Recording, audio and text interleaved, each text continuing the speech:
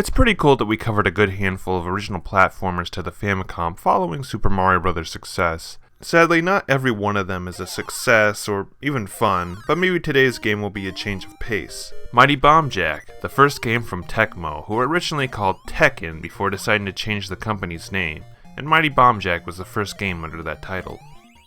Bomb Jack was originally a 1984 arcade game that's not worth playing today. But if you want a game where a guy is jumping around collecting bombs in front of the Sphinx, well, it's got you covered. But this seems familiar. Taking a basic arcade game and turning it into a side-scrolling platformer on the Famicom, but adding a powerful objective before it. Oh, not being subtle, I see. Mighty Bomb Jack is a rather obscure title, but is featured in something pretty infamous. A top 20 worst NES list written by Sean Baby. Sean Baby was a writer for several magazines ranging from video games to porn, but is currently most notable for writing lists for Crack.com. A long time ago, we released a top 20 worst NES games list, which was one of the first really cited NES lists, probably launching a few of these games into infamy. The list itself contains several understandable choices: Chubby Cherub, Muscle, The Legend of Kage, Tag Team Wrestling, and those are just the titles we covered. But out of the 20, Super Bomb Jack definitely sticks out like a sore thumb. Because Mighty Bomb Jack doesn't deserve to be in the same league as crap like Super Pitfall and Where's Waldo. As a first effort for a Famicom game, Mighty Bomb Jack is good. But let's not act like there's any reason to play it today.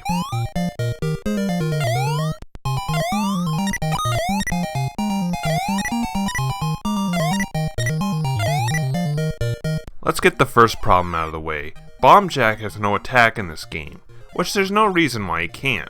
Mario got an attack, and it's not like other platformers and games that came before it didn't have attacks, so why not give him an attack?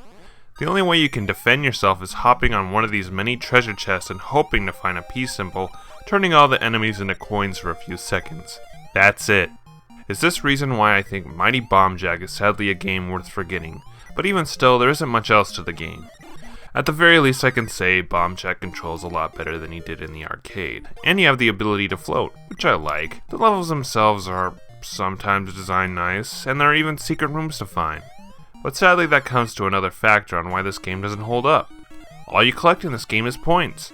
Precious, precious points. You even get points by jumping. Normally, points are to show off a high score at the arcade, and usually lead to a 1-up. Well, obviously there's no high score feature or way to save the game, and I got up to 150,000 points and not a single 1-up was given.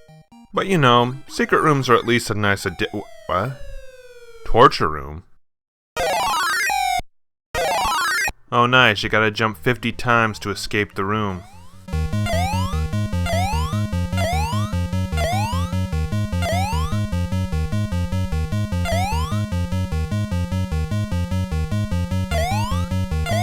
Man, these enemies are just vicious. I could really use an attack. It's pretty sad that a game called Mighty Bomb Jack doesn't have a character that uses bombs to attack. No, he just collects them. And normally if you have to collect bombs, that usually means they're about to explode, yet there's no timer in this game. So why collect bombs in the first place? Because you collected bombs in the original? I guess. Speaking of the original, between levels you play a sort of remake of the arcade.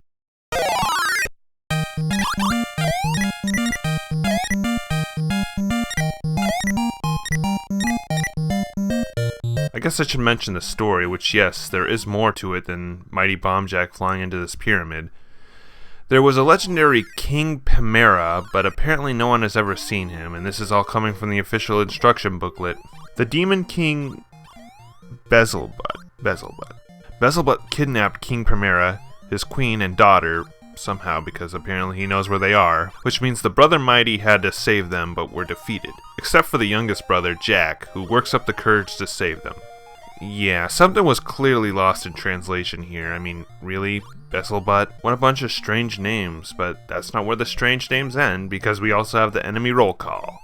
CG, Heal, Tigi, Ruby, Lizzie, Billy, DG, and Heiji.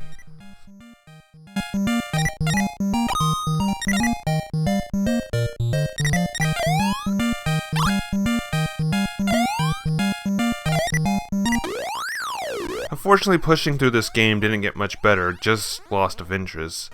Just harder levels that get insane with how vicious these enemies get. I used a lot of save states, but I doubt someone playing this on an original NES will get much far. But where the game will definitely lose you is in its variety. The same brick and palm trees are used throughout the game, with only one exception where you exit the pyramid and go jumping around on clouds. That's it. Super Mario Bros. Is the most definitive example on how to make a platformer. Let's review what Super Mario Bros. Offered that Mighty Bomb Jack doesn't. An attack is the most obvious and definitive. The levels can seem very samey, but at least Mario does switch up the backgrounds, with flatlands, underground, atop mushrooms, and castles, and even some levels to switch up expectations like the level with all the Cheep and the strange monochromatic level. And finally, if you're not going to give us an attack, or an interesting exterior, give us something to collect that matters more than a useless high score. Mario has coins and hit 'em 1-ups to keep the game going. Also, make the game go from point A to point B, and not have dead ends deep into level 17. Dead ends, really. And if you can't tell, if this game has dead ends, that means no continues, which adds on another pet peeve of mine.